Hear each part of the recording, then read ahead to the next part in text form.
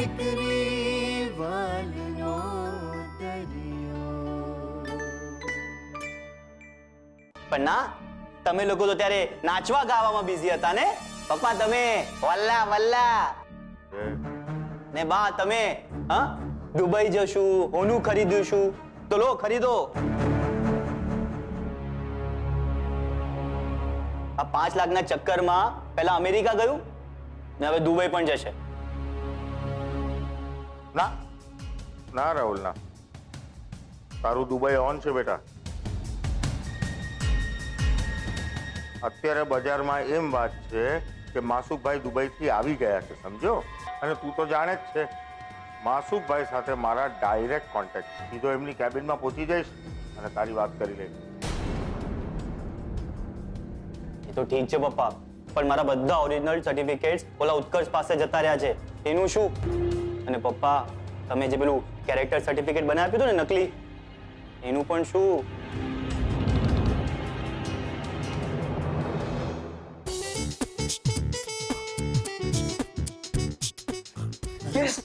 Second level completed Kinjal. પણ ઉત્કર્ષ, આ લોકો તો માસુક અંકલને મળવાની વાત કરી રહ્યા છે, પછી આપણે શું કરીશું? તું ચિંતા ના કર કિંજલ. જો આ લોકો માસુ અંકલને મળીને કંઈ પણ વાત કરે ને એની પહેલા આપણે આપણો આગળનો પ્લાન પૂરો કરી નાખીશું. અને એમ છતાંય જો કોઈ ભૂલ થાય, ગડબડ થાય તો માસુ અંકલ તો મને ઓળખે જ છે ને, અને રાઘવ કાકાને પણ. સો ડોન્ટ વરી. પણ તોય ઉત્કર્ષ, મારે આવતીકાલ માટે સ્પોર્ટ્સ ક્લબની તૈયારીઓ કરવાની છે ને તું આ એકલો કેવી રીતે કરીશ? હા, હું સેજલને કહું, એ તારી હેલ્પ કરી દેશે. એની એક્ઝામ પણ તો પૂરી થઈ ગઈ છે. ના કિંજલ, એની કોઈ જરૂર નથી. બસ એકવાર મારા હાથમાં બધા જ પ્રૂફ આવવા દે, એના પછી આપણે બધાને કહી દેશું. એના પછી આપણે બધાની વચમાં રાહુલનો ભાંડો ફોડી નાખશું. યસ.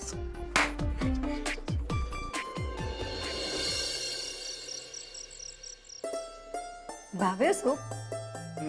આજે સૂપમાં સરગવો પણ ઉમેર્યો છે. ત્યાં મંદિરમાં એક બેન મળ્યા હતા, એ કહેતા હતા કે સરગવો ઘૂંટણ માટે બહુ સારો. પપ્પા! મમ્મી, તું ક્યારે આવી? મને કહ્યું હોત તો હું જલ્દી આવી જાત ને દુકાનેથી. કંઈ વાંધો નહીં બેટા, તું ત્યાં કામ જ કરતી હતી ને. અને એમ પણ તું જે કામ હાથમાં લે એ પૂરું કરીને જ રહે છે.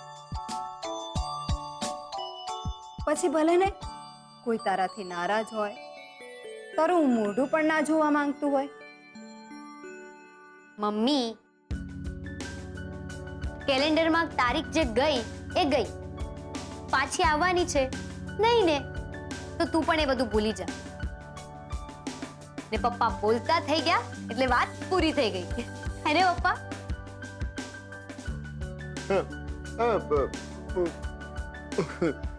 ના, જરાય નહીં. કોઈ જરૂર નથી લખવાની. સૂપ પીઓ ને લખીને તમારે શું કહેવું છે?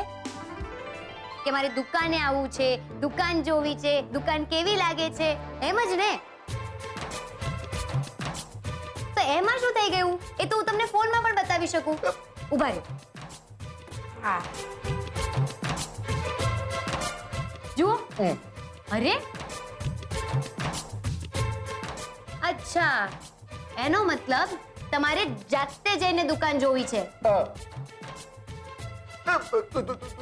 દુકાન બે ડગલા હા હા, ખબર છે કે દુકાન 2 ડગલા જ દૂર છે. પણ પપ્પા, ડોક્ટરે તમને ના પાડી છે ને કે ઘરની બહાર નહીં નીકળતા. એની પરમિશન તો લેવી પડશે ને. પપ્પા પ્લીઝ માની જાઓ ને. એ તો તું પ્લીઝ નહીં કે ને, તો પણ તારા પપ્પા તારી વાત માન્યા વગર રહેવાના નથી. શું છે કે બોલવું તો એમને કિંજલ જ હશે, પણ ભૂલથી મીરા નીકળી ગયું, હે ને? ચલો, હું જાઉં છું, તું સૂપ પીવડાવ. મારે રસોડામાં બહુ કામ છે. લ્યો, પીવો હવે સૂપ. કિંજલ સૂપ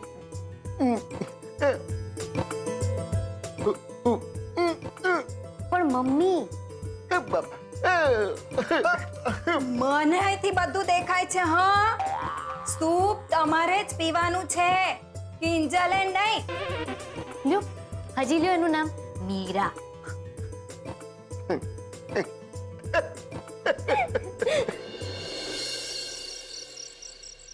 રાહુલ ભટ્ટ નામ છે, યાદ આવ્યું? ના યાર, મારા ક્લાસમાં કોઈ રાહુલ ભટ્ટ હતો જ નહીં. યાદ કરીને બોલ રાજીવ. યર 2017-18 ના સર્ટિફિકેટમાં તારી જ કોલેજનું નામ પ્રિન્ટ છે. અરે પાક્કું કહું છું ઉત્કર્ષ, ભટ્ટ, ઠક્કર, જૈન કોઈ પણ સરનેમ લઈ લે, પણ મારી આખી બેચમાં રાહુલ નામનો કોઈ છોકરો નહોતો. તો ઠીક છે, જરૂર પડશે તો પાછો ફોન કરી. ઓકે. લાગે છે રાહુલની ચોટલી પકડવાનો કરેક્ટ સુર પકડાઈ ગયો છે. તો પણ એકવાર યુનિવર્સિટીનું સ્ટુડન્ટ લિસ્ટ ચેક કરી લઉં. કદાચ ક્યાંય ઘોડે કાચરે રાહુલનું નામ નીકળી આવ્યું તો કિંજલને પાછું સાંભળવું પડશે. રામ દેસાઈ ના, રાજેશ ઝવેરી ના, સંજય મહેતા, જય ઉપાધ્યાય નહીં. આમાં પણ રાહુલનું નામ ક્યાંય નથી.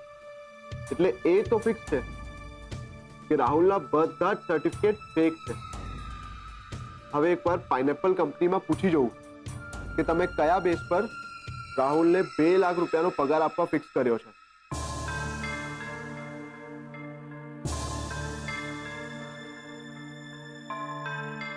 મોબાઈલનો સંપર્ક સાધવા માંગો છો તે હાલમાં જોડાઈ શકે વાહ. તેમ નથી.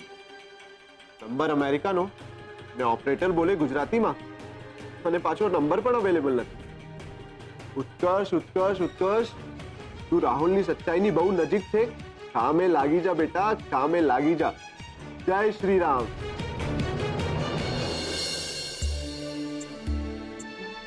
આજે કેટલા દિવસ પછી એવું લાગ્યું કે ઘર પહેલા જેવું ગુંજતું થઈ ગયું છે. મમ્મી પપ્પાના ચહેરા પર કોઈ ચિંતા નથી. પીચલ પણ એની ચેમ્પિયનશિપની તૈયારીમાં લાગી ગઈ છે અને સેજલે જે રીતની આ વખતે મહેનત કરી છે એનું સીએ ક્લિયર થવું લગભગ પાક્કું જ છે. અને મને પ્રતીક્ષા છે આવતીકાલની સવારની. તાપીનગર સ્પોર્ટ્સ ક્લબમાં મોહન એન્ડ ડોટર્સની ચાનો પહેલો દિવસ. નવી શરૂઆત, નવો મુકામ અને કોને ખબર નવું કેફે પણ. યે! ટન-ટન! ચલો ચલો તૈયાર થઈ જાઓ. કિંજલના હાથના પૌવા હોય ને એટલે સુગંધથી જ ભૂખ ડબલ થઈ જાય. ચલે ચાપલી ચોખ્ખે ચોખ્ખું એમ કહી દે ને કે તને 2 પ્લેટ પૌવા ખાવા છે. હા તો એમ બહુ ટેસ્ટી છે પણ.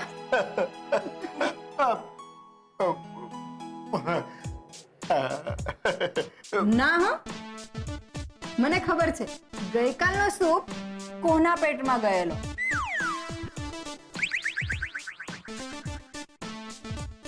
મમ્મી મેં ડોક્ટરને ફોન કર્યો હતો હા, અને એમણે જ મને કહ્યું કે પપ્પા હવે અનાજ અને સલાડ ખાઈ શકે છે. તું સાચું કે છે? હાસ તો આવા મામલામાં ખોટું થોડું બોલું. પપ્પા આજે તો થઈ જાય પૌવા. એ તો આજે પપ્પાના પારણા હું જ કરાવું છું. ઓહો પારણા, સાસરાના શબ્દો આવડવા લાગ્યા કે નહીં?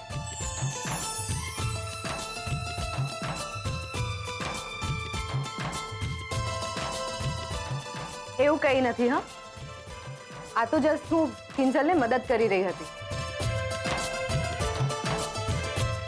બાકી પપ્પા મેં 2-4 કંપનીઝમાં અપ્લાય કર્યું છે સીએની જોબ માટે. સીએનું રિઝલ્ટ આવી જાય ને ત્યાં સુધી ઇન્ટર્ન સીએ માટે મને જો જોબ મળી જાય તો 15,000 રૂપિયા જેટલું કમસે કમ મળી શકે છે. અને એમાં તો આપણા ઘર ખર્ચ આરામથી નીકળી જશે. ને જો હું એકવાર ચેમ્પિયન બની ગઈ તો પછી ઓટોગ્રાફ, ફોટોગ્રાફ કોઈ વાતની ચિંતા જ નહીં રહે. પણ તું જો આજે પ્રેક્ટિસમાં મોડી પહોંચી ને તો પેલા તારા અક્ષય સર તને ચિંતા કરાવતા થઈ જશે. અરે બાપરે, હું તો ભૂલી જ ગઈ. આજે મારી પ્રેક્ટિસ તાપીનગર સ્પોર્ટ્સ ક્લબમાં થવાની છે. ને આજે આપણો ત્યાં કેન્ટીનમાં પહેલો દિવસ પણ છે. તો મારી પ્રેક્ટિસ પછી તારી અને ગુલાબની મદદ કરવા આવી શકીશ.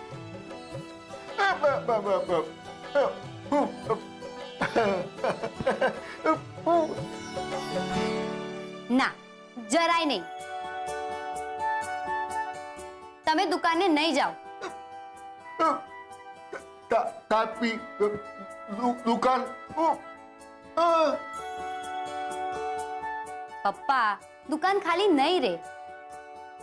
સેજલ અને મમ્મી છે ને, સંભાળી લેશે.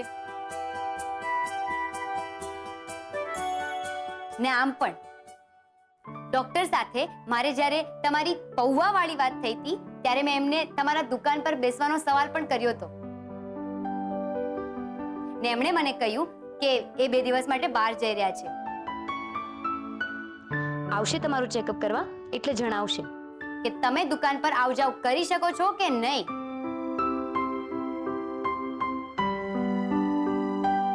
ઠીક છે, હવે હું જાઉં. All the best. પપ્પા એને એકલીને નહીં હા, મને પણ.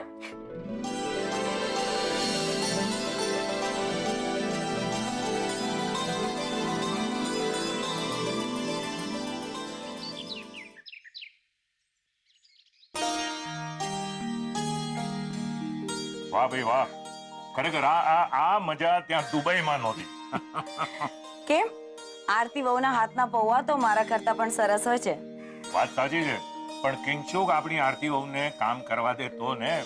આરતી વહુએ રસોડામાં દાળમાં મીઠું નાખ્યું નથી કે કિંગશુકે બહારના રૂમમાં એક બીજું કામ ઊભું કર્યું નથી. ખરેખર એ બિચારી એકલે હાથે નથી પહોંચી વળતી. જો એવું જ હોય તો પછી ના હા, એ લોકોને ફરી પાછા અહીંયા બોલાવવાની વાત નહીં કરતી. જો પદ્મા, હું સમજુ છું કે આરતી વહુને ત્યાં થોડી મુશ્કેલી પડી રહી છે, પણ એ લોકો બંને ત્યાં ઘડાઈ રહ્યા છે, જવાબદાર બની રહ્યા છે. બાકી અમુક લોકોને તો એમ જ છે કે એક એપ બનાવી એટલે કરોડો કમાઈ લીધા.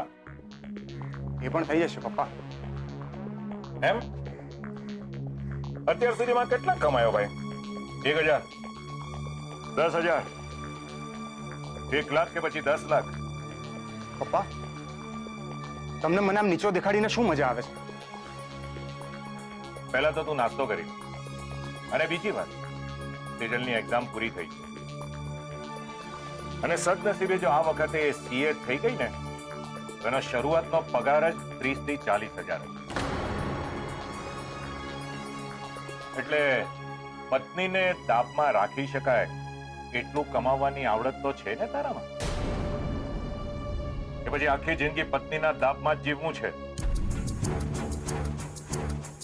શું ફરક પડે છે પપ્પા? જ્યાં સુધી મારી અને સેજલની વચ્ચે અન્ડરસ્ટેન્ડિંગ છે ત્યાં સુધી તો બધું ઓકે જ રહેવાનું ને. મારા માટે બધું ઓકે નથી. એટલે જ્યાં સુધી તું તારો દબદબો બતાવી નહીં શકે ત્યાં સુધી તારા કે સેજલના લગ્ન શક્ય નથી. શું પપ્પા તમે શું બોલો છો? એ જ જે યોગ્ય છે. અરે હા પદ્મા, કહેતી હતી ને કે આપણે મોહનભાઈને મળવા જવું જોઈએ. તો ચાલ આપણે હમણાં જ નીકળીએ. ઓકે? તારે પણ સાથે આવવાનું છે. Gate ready fast.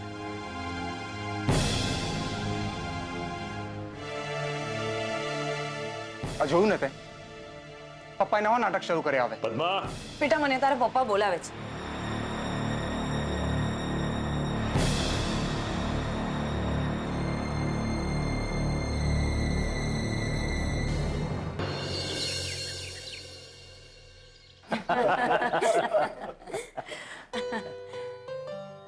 અરે સેજલ, આ આરતી વોવે ખાસ તારા માટે મોકલ્યું છે, અને આ ચોકલેટ કિંગશુ કેક. મને ફોન કરીને રોજ પૂછ્યા કરે છે કે મારે ટીચરને કાકી કહેવાનું કે ટીચર કહેવાનું. મેં કહ્યું કે ખાલી સેજલ ટીચરને જ કાકી કહે છે, બીજા ટીચરને નહીં કહેતો, નહીં તો વાંધો પડી જશે.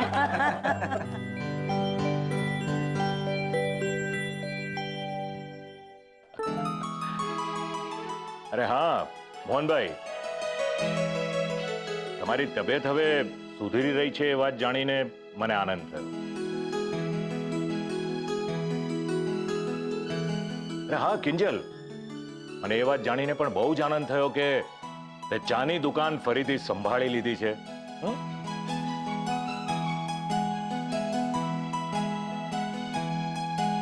મને ભીમજી અદાવાળી બધી વાતની જાણ થઈ છે.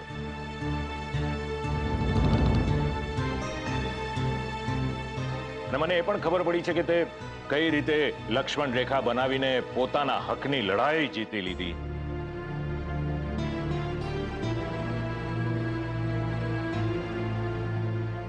Good, I really appreciate.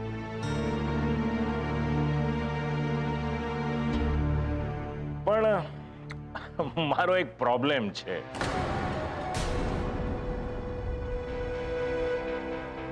કોઈ પારકા જો આવી રીતે ઉદાહરણો બાંધે ને તો હું એને, મેં હમણાં કહ્યું ને એવી રીતે ગુડ, આઈ એપ્રિશિએટ, આવું બધું કહીને 2-4 ફૂલ પાંદડા ચડાવીને આવતો રહું. પણ જો કોઈ મારું પોતીકું આવી રીતે બારવટીએ ચડે ને તો એ બળવાને હું કચડી નાખું છું.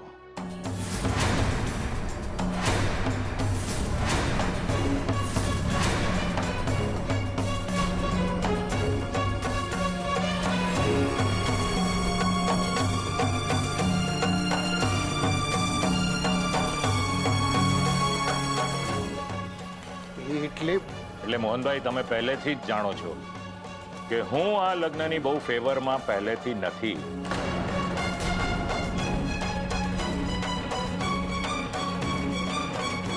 તેમ છતાંય મારા રૂપેશનું મન રાખવા માટે મારું મન મારીને મેં આગળ હાથ વધાર્યો હતો. પણ કિંજલનું આ પગલું અને જ્ઞાત બાર વાળું કલંક, મોહનભાઈ, મને લાગે છે આ લગ્નની વાત આપણે માંડી વાળીએ.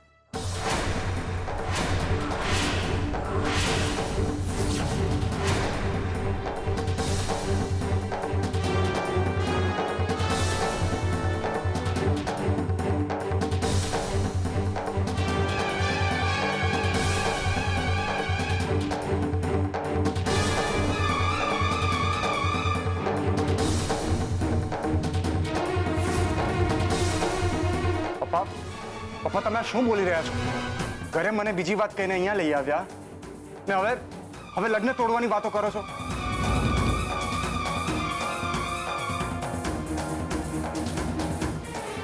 પણ તમને કહી દઉં છું કે આ વખતે તમારો કચડી નાખવા વાળો એટીટ્યુડ તમારે બદલવો જ પડશે.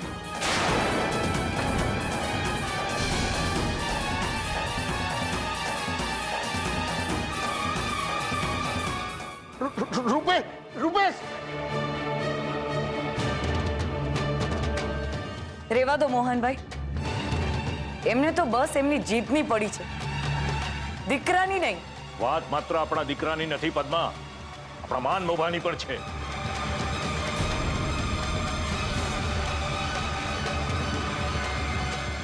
ને કોઈ પૂછે તો હું શું જવાબ આપું કે રૂપેશની સાળી ચાનો ગલ્લો ચલાવે છે?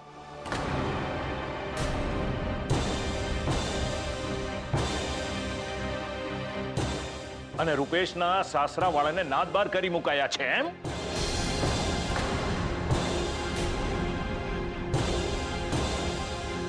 પણ માસુકભાઈ, ભગવાનના સોગન ખાઈને કહું છું કે આ બધામાં અમારો કોઈ જ વાંક નથી.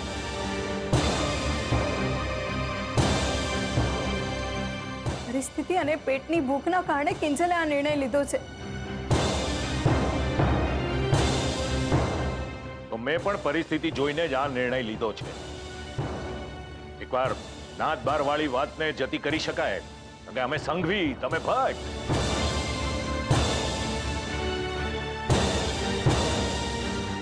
પણ આ ગલ્લા વાળી વાત કેમે કરીને મારા ગળે ઉતરતી નથી.